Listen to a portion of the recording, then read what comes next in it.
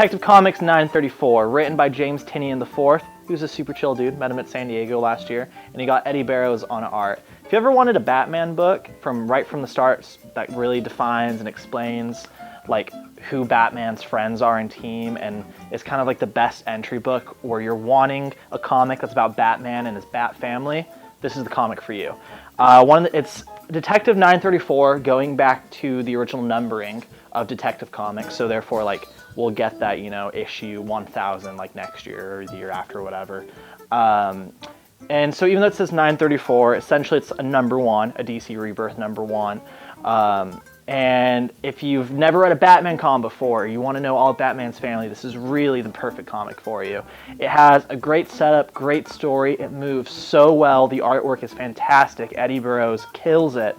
And as you look at this cover, you're like, wow, that's goddamn Clayface. He's a villain. What? That makes no sense. Well, actually, it does. Like, you're going to be like, oh, it's going to be lame. They're going to work out some stupid thing where the bad guy goes good, blah, blah, blah, blah, blah.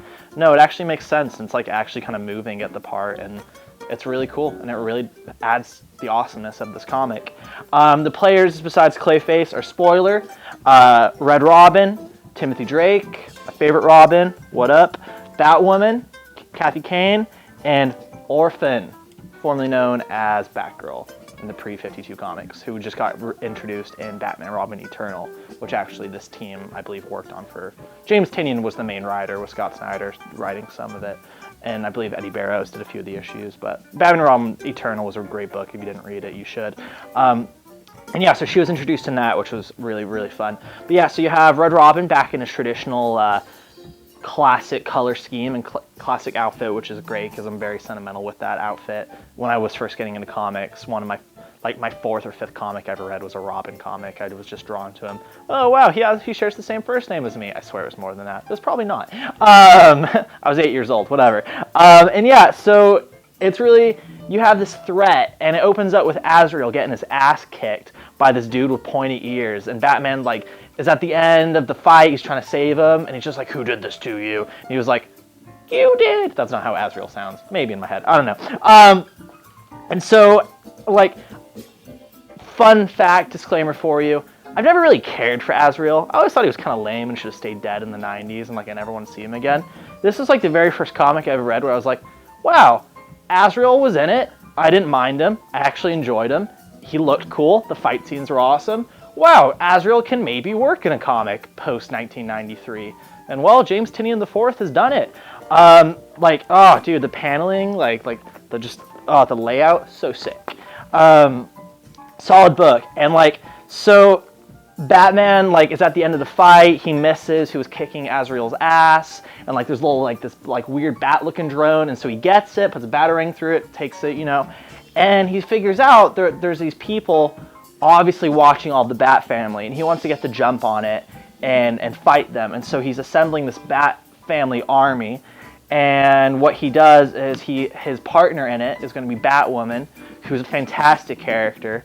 I really, really love that character. This is her opening shot in the comic. Such a sick page. And there's this really moving scene between her and Batman, something that we should have gotten ages ago, and it's so well done in this. You have just every time a character is introduced, it's perfect. It explains who they are so well. Like, Rebirth has really perfected so far. We're in week 2 of doing a great job of giving us the origin of a character we're reading, but like it not being like long or boring or dull, because like if you've read comics before, generally you know everyone's origin, and so it gets like really boring, you know, like how many times do we need to know Spider-Man got bitten by a radioactive spider type of deal.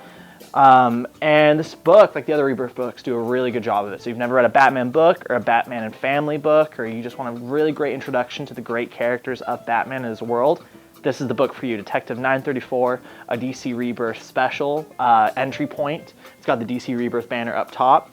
Detective 934, which is essentially a number 1. And the new villain I'm very excited for. They tease it in this issue, so you still don't know who it is or what it is, but maybe due to what his minions look like that you see on the last page, if you like a certain Batman video game franchise, this might be something to read if you're into that. I'm very excited to see where this goes. I cannot wait. Detective 934 on sale now at Arsenal Comics and Games.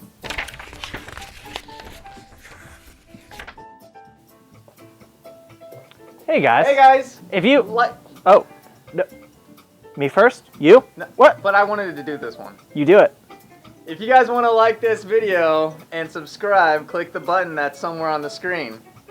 If not, then we'll just wait here. Yeah, 'Cause you awkwardly, should. and look at you. You should subscribe if you haven't already. Make good life decisions, children, okay? Also, Jay, what's going on with your hair? Dude, I told you don't make fun of me in front of my friends. Your mother doesn't watch these videos.